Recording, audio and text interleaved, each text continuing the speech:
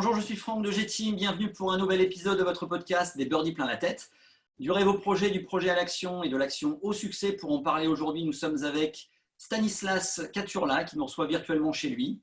Bonjour Stanislas, merci d'avoir accepté cette invitation. Bonjour Franck, bonjour Théo, merci à vous de me recevoir. Alors Stanislas, tu es joueur de golf professionnel, actuellement engagé sur le Pro Golf Tour, qui est un circuit de 3e division, on le verra tout à l'heure. Tu es passé pro en 2018, après une belle carrière amateur, notamment une finale de la Gounouillou, donc le championnat de France par équipe avec ton équipe d'Angoulême. Une filière aussi universitaire US, enfin Canada en tout cas, avec l'université de Laval au Québec. Une place notamment de vice-champion universitaire canadien en 2013. Donc, un certain nombre de résultats promoteurs. Tu reviens en France, tu fais un stage de 6 mois au Journal du Golf. Tu te donnes 2 ans pour parfaire ton golf, toujours en amateur, au golf de Saint-Cloud. Et à la fin 2017, donc pour l'année 2018, tu obtiens des droits complets sur le Pro Golf Tour et tu te lances donc comme professionnel.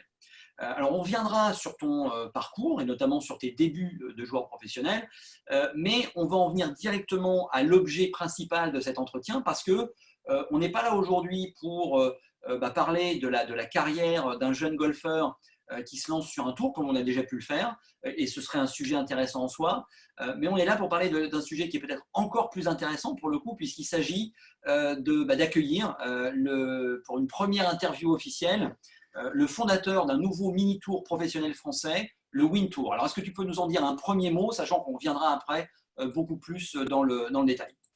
Tout à fait. Alors le Win Tour, c'est un mini-tour, comme on peut appeler aux États-Unis ou en Angleterre, professionnel, que j'ai décidé d'ouvrir aux hommes et aux femmes, et ainsi qu'aux amateurs qui sont moins de 4,4 d'handicap.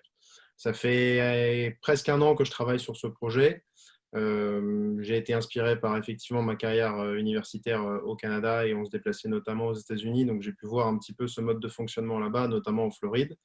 Et je sais que c'est également très implanté en Angleterre, puisqu'il y en a 5 là-bas. L'idée, c'est de favoriser les temps de jeu pour tous pendant toute l'année, que ce soit pour les joueurs professionnels, de tous circuits confondus, ou pour les enseignants qui auront un breakdown à part, et ainsi que pour permettre aux amateurs de haut niveau de se confronter au meilleur niveau professionnel. Ok. Alors, l'information peut paraître anodine pour des gens qui sont un peu éloignés du golf, mais ça ne l'est pas du tout pour les golfeurs, les joueurs professionnels français et pour les meilleurs amateurs. C'est même une petite révolution. Donc, avant d'aller un peu plus loin dans les explications de ce en quoi consiste ce Win Tour, on va pour rappel donner un petit aperçu du fonctionnement actuel des circuits professionnels en Europe et c'est Théo qui va s'en occuper. Oui, alors bonjour à tous. Donc, pour jouer sur un circuit pro en Europe, c'est très compliqué, donc on va fournir un petit tableau, mais je vais essayer d'expliquer ça le plus simplement possible. Il y a 3 divisions. La 3e division qui contient l'Alps Tour, le Pro Golf Tour, l'Euro-Pro Tour et le Nordic League, qu'on appelle aussi le ECO, qui contiennent plus ou moins 20 tournois par tour par an. Et pour y accéder, il y a des phases de qualification qui ont lieu environ une fois par an. Ou, si le champ n'est pas complet, on peut aussi y accéder en tant qu'amateur ou pro, juste en payant ses droits de jeu. Mais bien sûr, c'est toujours une question de priorité. En 2e division, il y a le Challenge Tour, qui contient environ 150 joueurs. On peut y accéder aussi avec des phases de qualification, ou il faut finir dans le top 5 du classement de la 3e division. Ensuite, il y a la 1re division qui est l'objectif de tout joueur de golf qui a des aspirations, c'est l'European Tour qui contient 250 joueurs. On peut y accéder par encore des phases de qualification ou sinon, il faut finir top 20 du classement du Challenge Tour qui est la 2e division. Donc au total, sur le Tour européen, il y a 25 catégories de joueurs qui ont chacune un certain degré de priorité pour entrer dans le champ. Là où le top 175 mondial va être sûr de pouvoir jouer tous les tournois, dès qu'on sort de ça, on peut avoir des difficultés et on peut ne pas avoir. On peut seulement rentrer dans le champ si on a de la chance ou si on a une invitation. ce qui rend les choses incertaines pour tous les joueurs qui sortent, qui sont pas dans le top 175 mondial. Parce que un exemple, c'est peut-être s'il y a une fin de saison cette année, un joueur comme Grégory Avray, qui a obtenu son droit de jeu aux qualifications de l'année dernière sur le Tour européen. Il a une certaine priorité, mais il n'est pas prioritaire par rapport à 150-160 joueurs. Comme un champ fait 140 joueurs, s'il n'est pas prioritaire, s'il y a 140 joueurs qui sont prioritaires par rapport à lui, malheureusement, il ne pourra probablement pas jouer un seul tournoi comme les champs vont être pactés et tous les joueurs vont vouloir jouer en fin d'année. Voilà. Alors, l'exercice était un peu compliqué parce que c'était pas clair pour les gens qui ne sont pas familiers, mais ça ne peut pas vraiment l'être parce que c'est effectivement très compliqué. Même pour les golfeurs, c'est déjà compliqué. Aussi bien le fonctionnement de base, qui est assez compliqué à comprendre, mais il faut bien comprendre que même quand on a compris le fonctionnement de base, il y a une part d'aléatoire parce que quand on s'inscrit à un tournoi, on ne sait jamais qui va s'inscrire. Et donc, si on est un peu loin dans l'ordre des priorités, on ne sait jamais si on va être pris ou pas. Ce qui veut dire que parfois, on est informé 2 jours à l'avance qu'il faut aller en Turquie pour jouer un tournoi où on n'avait pas prévu de jouer la semaine d'avant. Donc tout ça rend les choses assez compliquées. On va rentrer dans le détail. Parce que toi, pour le coup, Stanislas, tu as vécu cette expérience. Tu es arrivé sur le circuit professionnel par le Pro Golf Tour, donc, qui, comme le disait Théo, est un des tours de 3e division en Europe. Alors, comment ça se passe, toi qui l'as vécu de l'intérieur? Qu'est-ce que c'est que quelle est la vie sur le tour et comment se passe le passage entre la vie de golfeur amateur et la vie de golfeur professionnel quand on joue sur un circuit comme celui-là? Le passage, il se fait d'une manière assez simple aujourd'hui suite à avoir réussi des cartes professionnelles, comme l'expliquait tout à l'heure Théo. Il suffit d'envoyer un mail à la Fédération française de golf pour résilier son statut et passer ainsi de joueur amateur à joueur professionnel. C'est assez simple. Maintenant, la transition, elle est un petit peu plus compliquée que ça, dans le sens où il faut s'organiser lorsqu'on passe professionnel. Si on a été bien encadré au niveau amateur, ce qui était mon cas en université au Canada, j'ai su qu'il fallait me constituer toute une équipe autour de moi sur plusieurs plans, que ce soit le plan technique, physique, mental. Et il y a un autre argument qui vient forcément en ligne de mire lorsqu'on passe pro, même si on peut être aidé lors de ses carrières amateurs, c'est l'argument financier. Donc tous ces plans-là sont effectivement à mettre à l'ordre du jour pour essayer d'avoir une carrière professionnelle la plus complète possible. Donc la structure et les gens qui nous entourent sont vraiment la chose la plus importante sur laquelle il faut travailler lorsqu'on passe du statut d'amateur au statut professionnel. Pour ce qui est de la réalité d'une 3e division, elle est souvent bien éloignée de ce que les gens peuvent imaginer. Moi, le premier, malheureusement, lorsqu'on est passé pro, même si j'ai eu la chance de faire des tournois avant sur le Alps Tour ou sur le Pro Golf Tour, mais je ne parlerai pas du Alps Tour puisque ce n'est pas mon circuit d'attache et je sais que les choses ils sont un petit peu différentes. Mais pour ce qui est du Pro Golf Tour, c'est effectivement un petit peu éloigné de ce que l'on peut imaginer. On ne voyage pas on n'a pas des courtésies-cars qui nous attendent à l'arrivée des aéroports. On n'a pas d'hôtel officiel.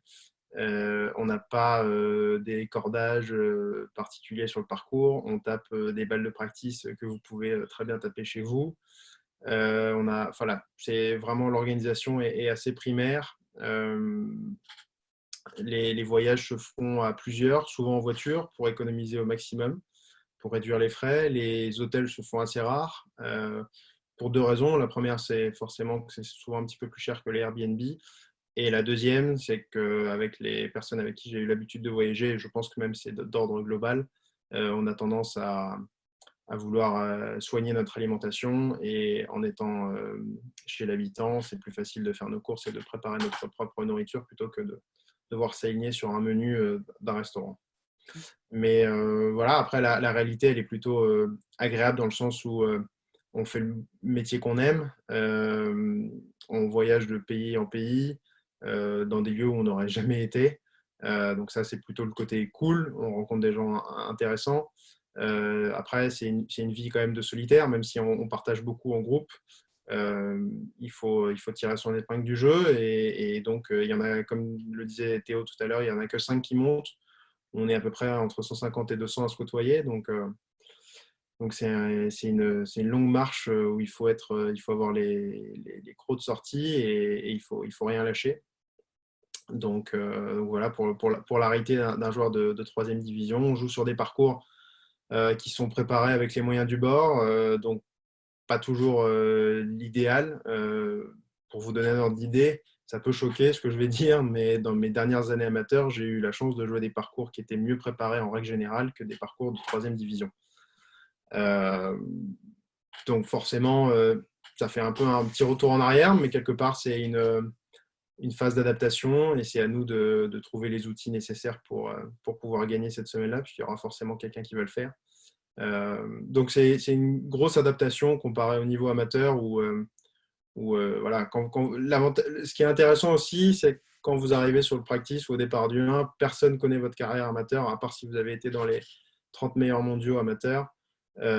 Personne ne sait qui vous êtes, donc vous n'avez rien à prouver à personne, ou plutôt tout à prouver, puisqu'on part tous sur un pied d'égalité. Donc ça, c'est plutôt intéressant, alors que quand je me souviens des Grands Prix amateurs ou même des compétitions internationales, voilà, on a toujours ce petit stress en disant « Ah ben lui, je joue avec lui, il est classé tant, il a fait ça, ça et ça », alors que là, il y a tellement de monde qui vient chaque année et qui bouge qu'en fait, on arrive au départ du 1 et on est tous à la même enseigne.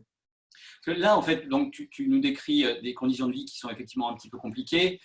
Tu nous décris aussi un environnement très compétitif. Et là, on peut dire, bah, c'est le choix. Quand on choisit effectivement d'être un joueur professionnel, on sait que la compétition va faire partie du truc. Mais quelque chose qu'il faut préciser, c'est qu'en 3e division, les enjeux financiers sont pas à la hauteur, dans le sens où même si on fait une 10e place ou une 15e place dans un tournoi, on rembourse pas ses frais en fait. Oui, tout à fait. Alors, pour revenir un petit peu à la question de tout à l'heure, c'est vrai que le Pro Golf Tour, enfin les 3e divisions, faut le prendre comme une école. Donc, les écoles, souvent, ça coûte cher. Que ce soit une école de commerce, une école de communication, une école d'ingénieur ou autre. Donc, c'est un investissement. Une saison, elle nous coûte grosso modo 25 000 euros. Elle peut être un peu moins chère ou un peu plus chère en fonction des coachs qu'on veut faire intervenir ou pas. Mais c'est effectivement très compliqué de faire une année à zéro, puisque comme vous le disiez justement, nous sur le Pro Golf Tour, les tournois sont un petit peu moins bien dotés. Je crois que c'est si je m'avance un peu, mais je crois que c'est la 3e division la moins bien dotée, avec des tournois entre 30 et 50 000 euros maximum, mais c'est juste la finale qui était 50 et sinon on est tout le temps à 30. Il faut faire un top 10 pour se rembourser la semaine. Puisque voilà, une semaine de tournoi nous coûte environ entre 800 et 1000 euros, dépendamment des pays dans lesquels on voyage. Donc le top 10 gagne à peu près entre 800 et 1000 euros. Pour un peu de chance pour pas qu'il y ait des ex-aequo, sinon on partage un peu plus. Mais non, c'est difficile. Ce que j'ai trouvé difficile également, je crois que c'était mon 2e tournoi où j'ai fait mon premier cut. J'avais fini, je crois, 34e ex-aequo jusqu'au 45e ou quelque chose comme ça. Et à ce moment-là, on avait dû partager vraiment les miettes du gâteau, mais c'est vraiment les miettes. J'étais reparti, je crois, avec le premier chèque, ça devait être quelque chose comme 250 euros, donc ça couvrait à peine mes frais d'inscription. Donc il y a des jours où ça m'est arrivé, notamment l'année dernière en République tchèque. Ça, c'est une petite anecdote à part. Ça m'a coûté plus cher de passer le cut que de le louper. Avec la prolongation d'hôtel, etc. Ouais. Prolongation, en plus, on avait eu des arrêts de jeu, donc des billets d'avion à modifier, des dates de Airbnb à modifier également, des dates de location de voiture. Donc tout ça mis bout à bout m'avait coûté plus cher que de faire le cut, puisque je l'avais passé vraiment tout juste sur la ligne. Et donc une dernière journée pour se refaire, et en plus qui a malheureusement été annulée. Donc c'était c'est un autre entrée qui coûte de l'argent, ce qui est quand même assez rare en général. Ouais. C'est d'ailleurs un peu dingue. Et je me souviens la réaction de certains joueurs qui avaient dit de toute façon, moi il vaut mieux que je rentre parce que qui sont un petit peu serrés niveau budget. un petit peu court, qui avait dit, moi, de toute façon, même si je passe le cut, je ne vais pas jouer demain parce que ça me coûte trop cher de prendre l'avion. Malheureusement, les dates du Pro Golf Tour ne sont pas comme sur le Challenge Tour. Ce n'est pas un tournoi du jeudi au dimanche. Parfois, on commence le tournoi le dimanche, on termine le mercredi ou inversement. Donc, il y a des dates de billets d'avion qui sont plus chères que d'autres. Et on ne peut pas se permettre de rester 2-3 jours de plus sur place. Donc, parfois, les billets coûtent bien plus cher. Et là encore, hein, pour que les gens se rendent compte, on peut dire oui, mais bon, ils ne sont pas compétiteurs, parce que même voilà, s'ils passent le cut et qu'ils vont chercher. Sauf que parfois, dans ce cas-là, hein, un bon de 10 ou 15 places au classement, c'est 100 € de différence, quoi. C'est pas. C'est vrai que ça, c'est un peu difficile. Pour moi, il faut se battre pour autre chose que l'argent, même si ça a été quelque chose qui a été peut-être un peu plus compliqué à comprendre. Mais voilà, il faut se tenir à des objectifs de moyens, un plan de route qu'on met en place avant chaque tournoi. Et quoi qu'il arrive, qu'on finisse avant-dernier du cut, qu'on finisse dernier du cut ou qu'on finisse premier ou top 10, il faut essayer d'aller au bout de son plan de route. Mais c'est vrai que quand on regarde le bilan comptable, le mec qui finit 18e et l'autre qui finit 35e, il y a peut-être 200-220 € d'écart, alors qu'il peut y avoir 4 ou 5 coups. Et 4 ou 5 coups sur 3 jours à notre niveau, c'est énorme. Et c'est quelque part très mal payé. Donc, on avait fait le calcul, je crois, avec plusieurs copains, qu'il valait mieux louper 4 cuts d'affilée et faire top 5 sur le 5e tournoi que faire les 5 cuts et faire 5 top 30 ou 5 top 35. Ce qui paraît complètement dingue, puisqu'aujourd'hui, dans le monde amateur, la répartition des points, enfin du moins quand je suis passé pro, donc c'est pas si vieux, mais je sais que les systèmes évoluent rapidement.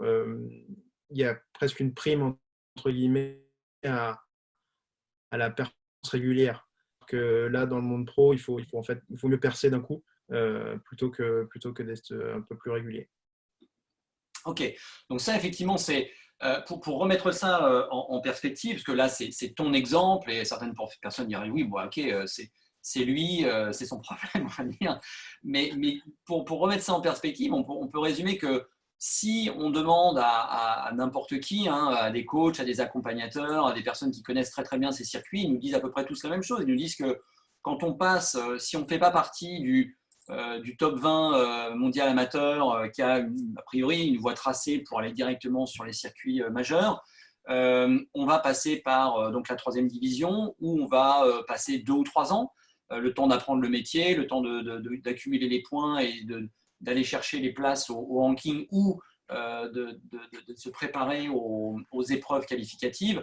Donc 2-3 ans sur la 3e division, 2-3 ans sur la 2e division, parce que là on en a parlé de la 3e, mais la 2e division, c'est pas si différent que ça. Hein. Le Challenge Tour, c'est pas le paradis et il y a des frais supplémentaires et du coup, la problématique est quasi identique. Donc ça veut dire que quand on arrive comme pro, on a grosso modo, même si les choses se passent bien et même si au bout de 5-6 ans, on arrive effectivement sur le Tour européen, ce qui est un super accomplissement, on a passé 5 à 6 ans à ne pas gagner sa vie en jouant au golf en fait. Au mieux à payer ses frais et à devoir du coup trouver d'autres moyens pour à la fois boucler le budget et vivre, parce qu'il faut quand même vivre pendant 5 ou 6 ans. Donc on est d'accord que c'est une situation qui est quand même assez paradoxale et on comprend qu'il y a un certain nombre de joueurs qui du coup hésitent avant de basculer dans le monde professionnel parce que ça peut faire peur et on peut se sentir un petit peu plus au chaud, j'ai envie de dire, dans l'élite amateur plutôt que d'aller jouer sur ces circuits-là. Alors, qu'est-ce qui fait pour le coup, parce que là on pose un constat qui peut paraître très noir et alarmiste, mais avec ton expérience, qu'est-ce qui fait aujourd'hui qu'il est si difficile de gagner sa vie en jouant au golf? Comment les choses ont évolué au point d'en arriver au fait que ça devient en dehors des 150 meilleurs joueurs mondiaux, on n'arrive pas à gagner sa vie en jouant au golf? Je pense que le fait que le golf ait évolué en général dans le monde, c'est-à-dire qu'il y ait beaucoup plus de pratiquants et du coup il y ait forcément plus de joueurs qui aspirent à une carrière professionnelle, sont des facteurs forcément importants sur le fait qu'il y ait une compétitivité plus importante et forcément plus de joueurs pros qui sont passés comparé, je sais pas, fin des années 90 ou 80. Il y avait peut-être moins d'argent en jeu, mais il y avait aussi moins de joueurs professionnels et je pense que le niveau était moins bon. Je dénigre personne en disant ça, mais je reprends, je crois, une interview de Greg Vray qui disait que l'année dernière, quand il est redescendu sur le Challenge Tour, il ne s'attendait pas à ce que le niveau soit aussi haut alors qu'il y avait été il y a 15 ans. Donc ça veut dire que le niveau mondial augmente. Pour ma part, j'ai eu la chance d'aller faire les cartes asiatiques donc pour l'Asian Tour fin 2017. J'avais loupé la deuxième division d'un point. Mais je m'étais surtout rendu compte sur place de l'étendue de joueurs qui étaient inconnus au bataillon, c'est-à-dire le nombre de Thaïlandais, le nombre de Japonais, le nombre de Coréens qui jouaient au golf, qui à mon avis ne sortiront jamais de leur cocon asiatique, puisque c'est un monde vraiment différent avec des codes et des coutumes qui sont bien spéciales. Mais j'ai été impressionné par le niveau général. Et effectivement, il y avait beaucoup de bons joueurs qu'on ne soupçonnait pas en Europe. Donc le niveau fait que le haut niveau. Est-ce que vous m'entendez? Oui, oui. Ok, pardon. Je voyais ça en flou. Pardon. Donc je disais, oui, le fait qu'il y ait plus de monde, plus de bons joueurs, la mondialisation du coup quelque part des circuits, le fait que les joueurs voyagent beaucoup plus facilement qu'avant, fait que le niveau augmente. Donc c'est forcément plus dur. S'il y a plus de bons joueurs, c'est plus difficile de gagner sa vie. Et puis il y a le format des circuits surtout. C'est-à-dire qu'aujourd'hui, sur le Pro Golf Tour, c'est du 3 tours.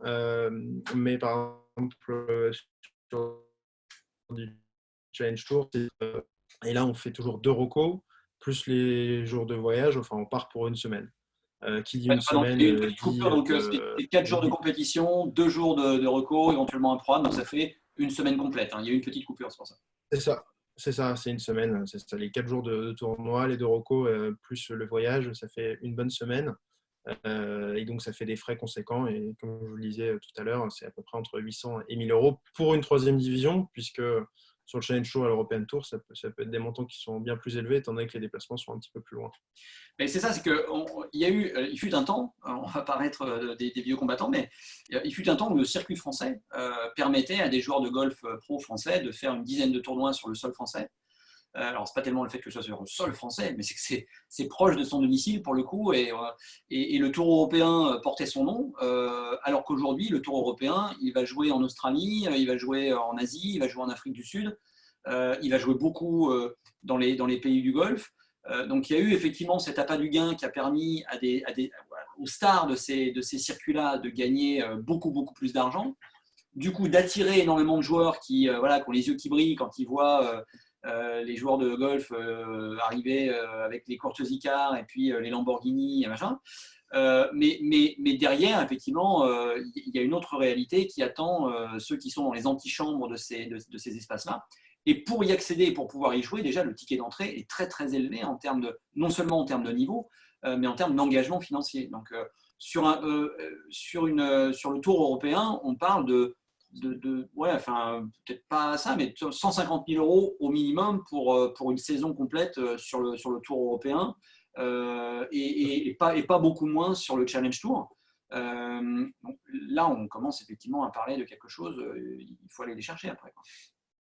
Ouais, en fait, ce qui peut notamment évoluer et être conséquent dans les budgets, notamment sur la deuxième division qui est le Challenge Tour, c'est le fait d'avoir un caddie ou pas, puisque ce n'est pas obligatoire, alors que sur l'European Tour, si je ne dis pas de bêtises, ça l'est.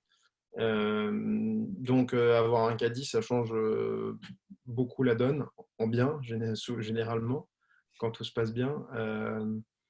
Mais c'est vrai qu'une saison sur le Challenge Tour, elle est quand même beaucoup moins chère qu'une saison sur l'European Tour. Je pense qu'elle se situe entre 50 et 70 000 euros, dépendamment des voyages qu'on peut faire et des caddies qu'on peut avoir.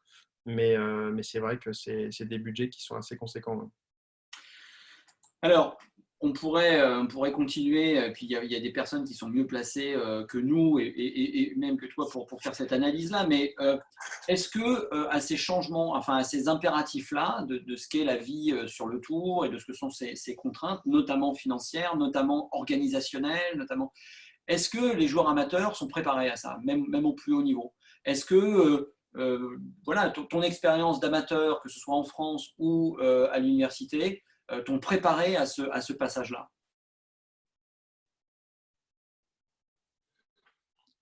Je vous dirais que mon passage à l'université au Canada, étant donné que c'était une fac nord-américaine, m'a beaucoup plus préparé que si j'étais resté en France. Ça, c'est sûr. Dans l'encadrement, comme je vous en parlais tout à l'heure, d'un point de vue technique, mental, physique, voilà, le jour où j'ai mis le pied dans l'université, il y avait toute une équipe qui était derrière moi pour m'encadrer et du coup pour me pousser à franchir mes limites, à dépasser mes limites, pardon, et pour quelque part atteindre le maximum de mes capacités sportives et intellectuelles. mais, mais oui, tout est fait pour qu'on pousse vers le haut niveau pour ensuite éventuellement passer pro. C'est beaucoup moins tabou de dire qu'on veut passer pro aux États-Unis ou au Canada qu'en France. C'est plutôt, on a tendance à encourager les joueurs dans cette décision-là, plutôt qu'en France. Après, c'est une vision française, mais et là c'est dans nos mœurs de plutôt dire ah oui, tu passes pro, mais est-ce que tu es sûr? Bah, je pars du principe qu'on n'est jamais sûr de rien et que si on ne prend pas de risque, on n'arrivera à rien. Donc, effectivement, la vie d'une troisième division, c'est pas toujours évident, mais si on n'essaye pas, on ne pourra jamais vraiment savoir ce qu'on valait. Donc, oui, ma carrière universitaire m'a préparé. Malheureusement, j'ai envie de dire qu'en France, il n'y a pas grand-chose qui a été fait pour me préparer à ça, si ce n'est, voilà, encore une fois, c'est à nous d'avoir un meilleur niveau et pour qu'on ait les meilleurs enseignements. D'accord. Parce qu'effectivement, il y a ce qui ressort beaucoup de nos échanges avec des joueurs ou avec. C'est cette notion qui parfois est pas du tout dans l'équation de dire être un joueur professionnel, c'est être un entrepreneur, c'est être un petit chef d'entreprise. Et c'est pas rien, cette dimension-là. C'est pas accessoire. Ça fait vraiment partie prenante de la réussite ou pas du projet. Et ça, c'est pas forcément quelque chose qui est présent dans l'élite amateur telle qu'on a pu l'expérimenter, avec des gens qui sont assez focalisés pour les meilleurs sur leur niveau de golf, mais qui parfois, quand on parle de programmation, de projection, d'organisation, de structure, de financement, même de comprendre ce que c'est que de créer de la valeur pour un sponsor, en sachant que le gars, il ne va pas vous donner de l'argent pour vous faire plaisir, quoi, et que vous n'êtes pas tout seul à pouvoir valoriser son image et qu'il va falloir expliquer pourquoi vous allez mieux la valoriser qu'un joueur de tennis ou un joueur de ping-pong. Et tout ça, dans notre expérience en tout cas, est assez absent de l'univers de pensée des meilleurs joueurs amateurs français souvent. Ouais, c'est vrai que c'est pas forcément quelque chose auquel on est confronté. Maintenant, plus on tend vers le haut niveau amateur, plus on va être confronté à ces logiques-là. Donc, encore une fois, le mieux, c'est d'essayer d'évoluer au plus haut niveau amateur pour essayer d'avoir déjà une pré-réponse, j'ai envie de vous dire, à ces réponses-là et de pas tomber des nuls lorsqu'on nous apprend voilà, tout ce que vous avez justement expliqué, la recherche de sponsors, le fait de voir un petit peu à 1 ou 2 ans, de se projeter, d'avoir un horizon, de la planification. Et oui, c'est un vrai boulot d'entrepreneur, c'est vrai. Alors, si on résume, les problématiques majeures d'un joueur qui arrive comme ça sur un circuit satellite professionnel, c'est le fait de ne pas être sûr de jouer, donc de ne pas être sûr de pouvoir faire son métier, et de ne pas être sûr de pouvoir, même s'il commence à pouvoir le faire, de pouvoir commencer à gagner de l'argent et donc du coup de financer une période de 3, 4, 5 ans qui lui seront nécessaires pour faire monter son niveau de jeu et aller sur un circuit plus élevé. Donc en quoi est-ce que, puisqu'on va revenir au cœur de notre sujet, en quoi est-ce que le Win Tour répond à ces problématiques-là et en quoi est-ce qu'il apporte des solutions? Il répond à plusieurs problématiques selon différents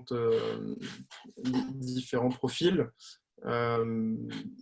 Tout d'abord pour le joueur pro qui est membre d'un circuit professionnel, que ce soit sur une troisième division, une deuxième division ou une première division. Alors le joueur de la première division est un cas un petit peu différent puisque les tournois s'enchaînent un petit peu plus souvent que sur le Challenge Tour et sur les Pro Golf Tour et autres.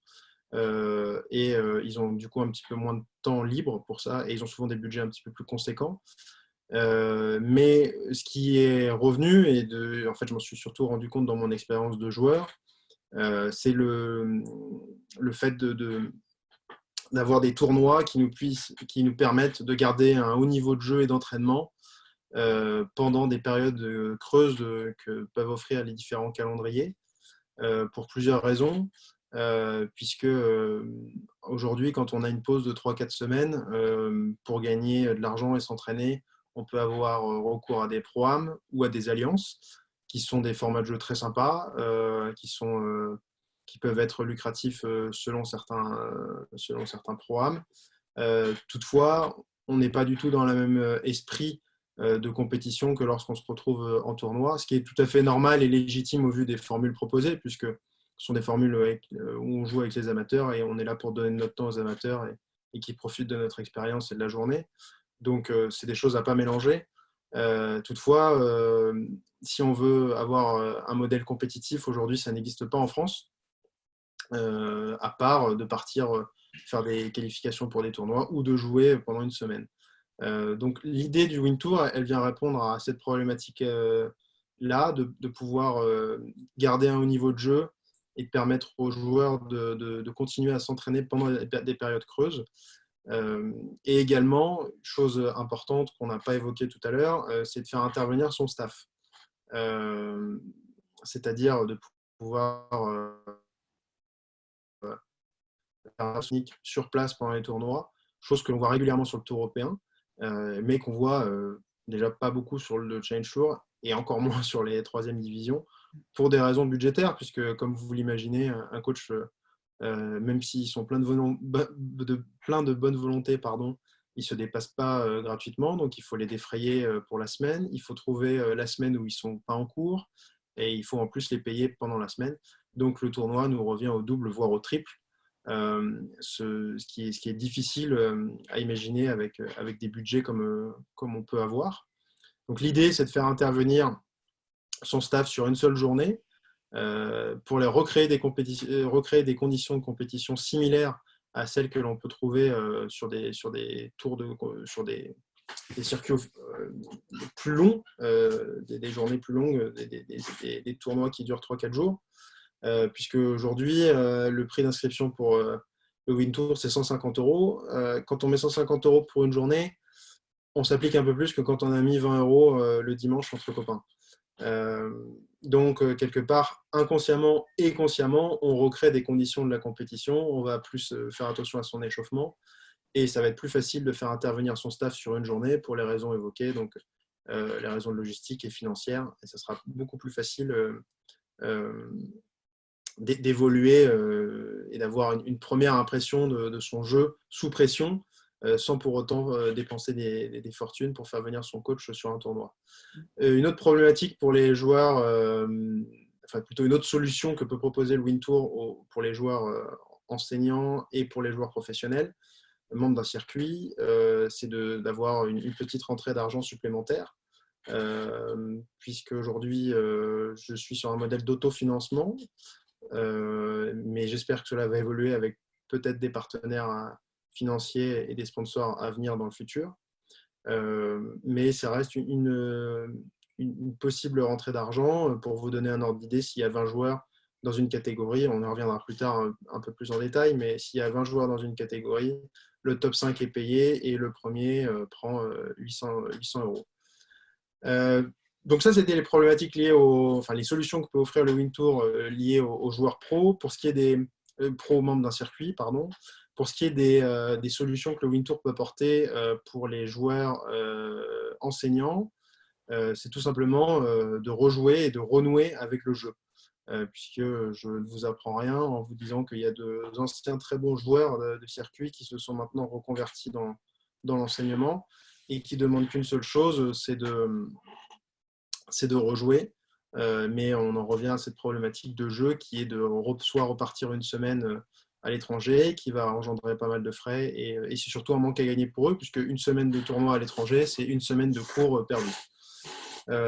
Donc l'idée, c'est de les refaire jouer, mélanger avec des joueurs pro membres d'un circuit, pour qu'ils continuent à s'amuser, qu'ils gardent la main, et puis quoi de plus logique et de valorisant que de dire à ses élèves d'apprendre sur le terrain par soi-même.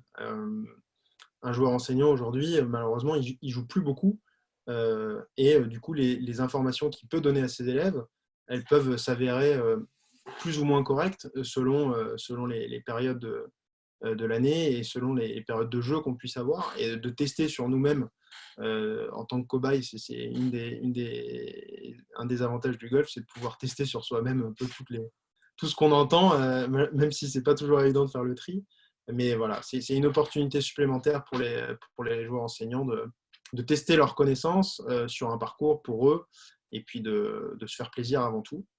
Et enfin, la dernière solution que peut offrir le Win Tour, c'est pour les joueurs amateurs qui sont moins de 4,4 d'handicap et qui voudraient se rapprocher le plus possible du monde professionnel.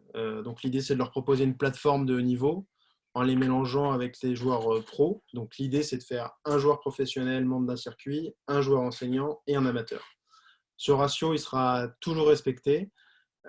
Pour la simple et bonne raison que je ne veux pas qu'on se retrouve avec deux amateurs ensemble dans la même partie et avec un seul pro, parce que là, ça tournerait plus au Grand Prix ou à l'Alliance ou au Pro-Am, ce qui n'est absolument pas le but initial du Win Tour.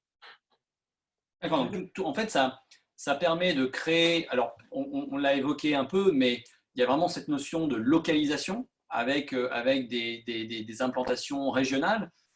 Donc pour permettre à tous ces joueurs, quand ils sont en période d'entraînement dans leur base, et bien d'avoir une exposition comme ça à la compétition, sans être obligé de partir très loin, avec une seule journée. En plus, c'est plutôt en semaine, a priori, justement, pour ne pas rentrer en conflit avec les programmes parfois des joueurs qui sont en activité et des enseignants qui souvent sont très pris pendant le week-end.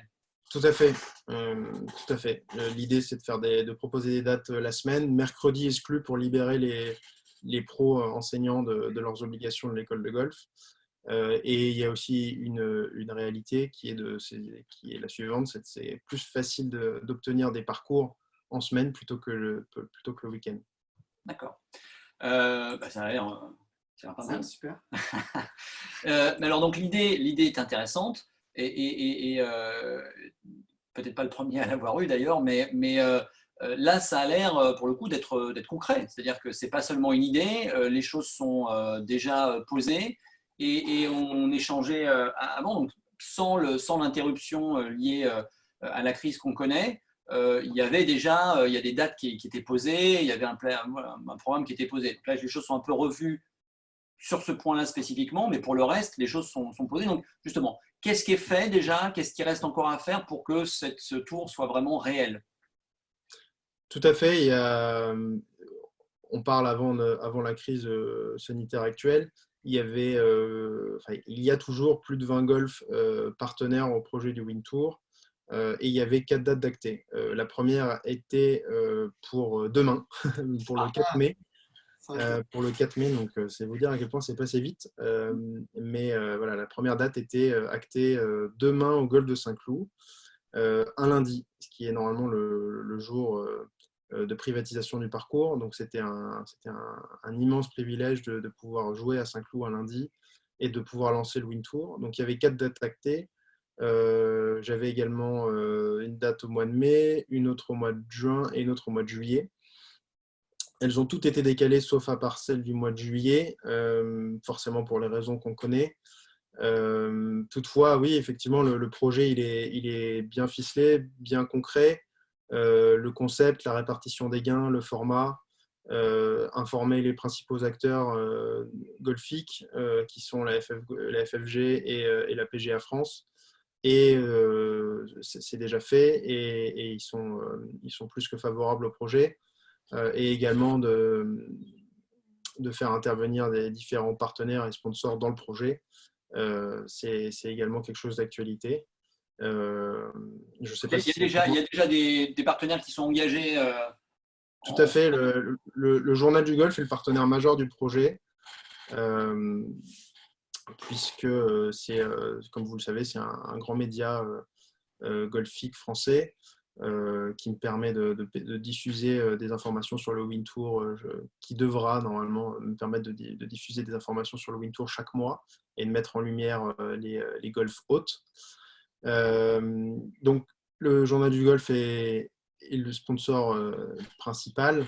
Maintenant, il y a également d'autres sponsors à caractère principaux qui se sont manifestés et qui ont vu le jour, avec qui j'ai eu la chance de discuter et qui trouvent que l'idée est bonne et ils souhaitent associer leur marque, leur image et leurs idées à ce projet. Il y a l'application que vous connaissez sûrement qui s'appelle Spider Golf, qui a été mise en route par Cédric Denis, que j'utilise, que beaucoup de golfeurs utilisent. On fait un petit coucou. Voilà, qui est une très bonne. Qui nous a fait le plaisir de nous accorder une interview. Forcément, tout à fait. Et forcément, je prêche pour ma paroisse, mais c'est une très bonne application qui est extrêmement ludique et facile et utilisable pour tous. Donc Cédric a voulu était dans les premiers à être au courant du projet. Il m'a permis de me donner aussi un petit coup de main sur certaines idées à clarifier, puisque c'est toujours important d'avoir, même si je suis tout seul dans ce projet, c'est intéressant d'en discuter avant et de prendre la température et de voir un petit peu comment on peut faire évoluer les choses dans le bon sens. Donc Spider Golf sera partenaire du Wind Tour sur toutes les épreuves. Donc pour chaque vainqueur de tournoi, il y aura l'application qui sera offerte et une data analyse. Cette data analyse, comme vous le savez, applications analytiques qui sont ensuite utilisées à bon escient par les golfeurs. Mais Cédric étant le concepteur lui-même de l'application, il pourra nous détailler vraiment les points forts, les points faibles et les secteurs à travailler de notre jeu d'une manière extrêmement perspicace et bien mise en valeur à travers cette data analyse. Donc ça, c'est une offre de sa part, puisque aujourd'hui, si je ne dis pas de bêtises, cette offre, elle coûte à peu près 100 €. On a également d'autres sponsors. On a Hôtel et Préférences, qui est une chaîne, comme son nom l'indique, d'hôtels, qui est principalement sur des golfs, qui nous fait la chance, le privilège de nous offrir un coffret pour 3 nuits et 4 jours dans n'importe quel palace en France pour chaque trou en 1 réalisé et désigné. Donc si par exemple c'est le 6 à Saint-Cloud, tous les trous en 1 réalisés sur le 6 ce jour-là repartiront avec ce coffret-là. Et ce n'est pas un coffret qui est valable une seule fois, c'est un coffret qui est valable pendant toute l'année. Donc, si Théo venait à faire 2 trous ou 3 trous en 1 dans la même saison, il repartirait. Il ferait un joli cadeau à ses parents ou pour lui. Voilà pour le. Alors, il y a Spider, il y a Hôtel et Préférences. Il y a également CDA Sport, qui est un cabinet d'assurance qui offre à chaque vainqueur de tournoi la possibilité d'une recherche de sponsors gratuite via CDA Sport. Et enfin, le dernier en date qui est arrivé, et j'espère pas le dernier puisque je travaille avec d'autres partenaires, c'est Under Armour, que vous connaissez sûrement, qui est, alors d'un point de vue, j'ai la chance d'être équipé par eux d'un point de vue personnel, mais d'un point de vue du Wind Tour, ils vont être donc partenaires et offrir une paire de chaussures pour le meilleur score homme et le meilleur score femme, puisque je rappelle que le Wind Tour est mixte, à chaque tournoi. Donc ça peut faire une belle collection de chaussures à la fin de l'année. Et alors, on n'a pas précisé d'ailleurs parce qu'on a parlé des gains, on a évoqué la question des gains pour les pros, mais il y a aussi quelque chose pour les amateurs, pour le coup. Hein. Tout à fait. Comme vous le savez, les amateurs peuvent malheureusement pas gagner d'argent et ils peuvent gagner des bons d'achat ou du moins des cadeaux d'une valeur équivalente à 750 €. Donc, chacun va avoir son breakdown. Les joueurs enseignants, les joueurs membres d'un circuit, les joueurs enseignants et les amateurs. Les joueurs enseignants peuvent choisir leur catégorie, c'est-à-dire qu'ils peuvent choisir d'évoluer dans la catégorie joueur en fonction de leur forme. Si c'est par exemple leur parcours d'attache, qu'ils vont se rendre compte qu'il y a 20 joueurs, il y a 19 ou 18 joueurs, alors que dans la catégorie enseignant, il n'y en a que 12, le prize money va être un peu plus intéressant forcément puisqu'on est sur le même calcul. Même si c'est un breakdown différent, le calcul est le même. Et donc, il va avoir plus intérêt à aller jouer avec les joueurs, puisqu'il y aura plus d'argent. Alors, peut-être moins de chances d'en gagner, mais plus de chances. Donc, ça sera à lui de choisir. Moi, ce que je trouve intéressant et plutôt chouette dans cette idée, c'est qu'on n'impose pas en fait, la catégorie aux joueurs enseignants. Il est libre de choisir ce qu'il veut. Et effectivement, pour les joueurs amateurs, pour qu'il y ait aussi une petite carotte financière virtuelle, puisque je trouve ça intéressant de déjà jouer avec l'idée de se dire qu'on puisse gagner de l'argent et de se dire, voilà, si je rentre ce putt, j'ai 200 € de plus valables en chèque cadeau. Voilà, c'est toujours un petit peu plus sympa que de se dire, je gagnerai juste un peu plus de points, ou au lieu de faire -2, je vais faire -3, etc. Et donc, je travaille actuellement avec des pro shops qui seront partenaires dans chaque région, puisque le Wind Tour se baladera un petit peu partout en France. Et donc, chaque étape aura un pro shop idéalement local comme partenaire. D'accord.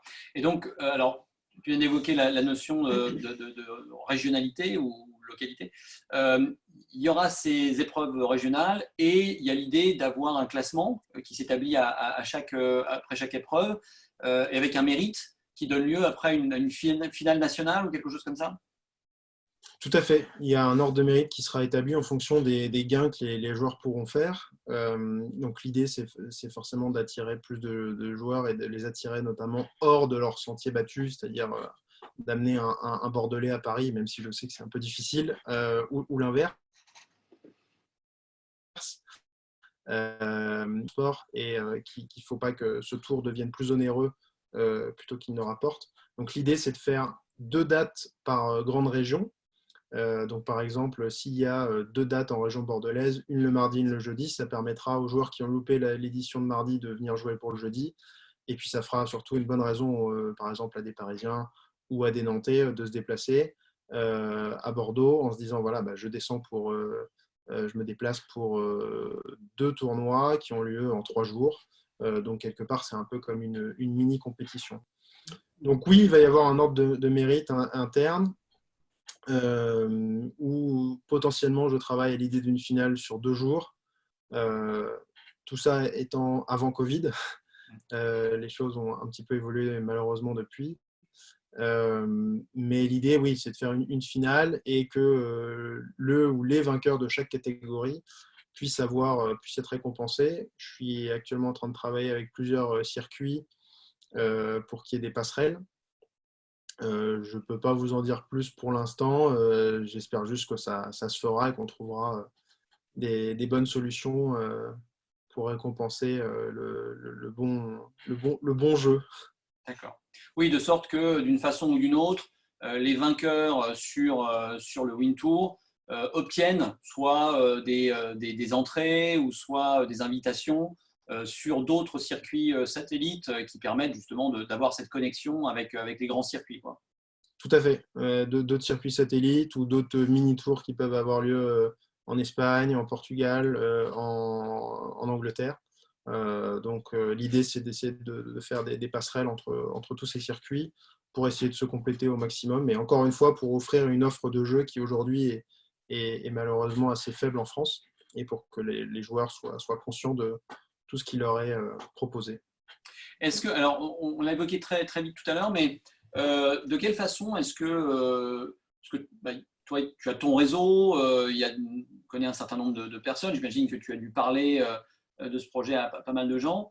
Au niveau du monde professionnel, quel est l'écho que tu as et quels sont les retours que tu as de la part aussi bien des joueurs pros que des pros enseignants auxquels tu as pu parler du projet?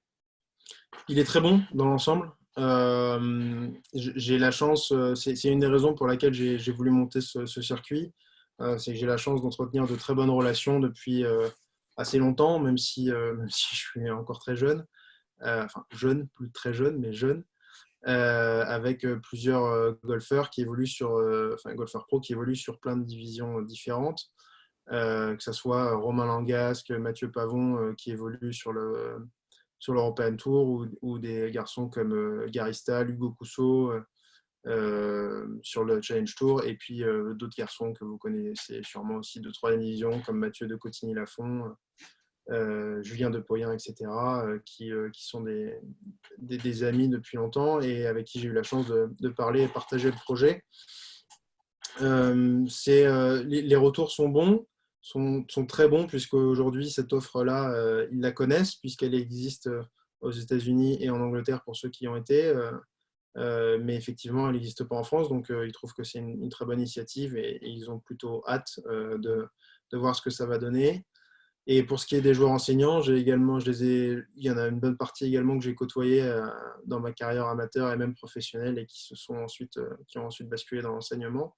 Et je vous avoue que c'est peut-être là où j'ai eu la plus grosse surprise, c'est de me rendre compte qu'il y avait effectivement un marché intéressant pour les enseignants, puisque la réponse a été extrêmement favorable, en se disant, bah oui, c'est vrai, comme vous le disiez tout à l'heure, je ne suis sûrement pas le premier à avoir eu cette idée. Par contre, je suis peut-être le premier à la mettre sur papier de manière officielle, puisque tout le monde essayait d'organiser peut-être un peu ces petits, j'appelle ça des petits billets du dimanche à droite à gauche entre copains, mais voilà, ça devient quelque chose d'officiel. Donc, ça a été non, très bien reçu.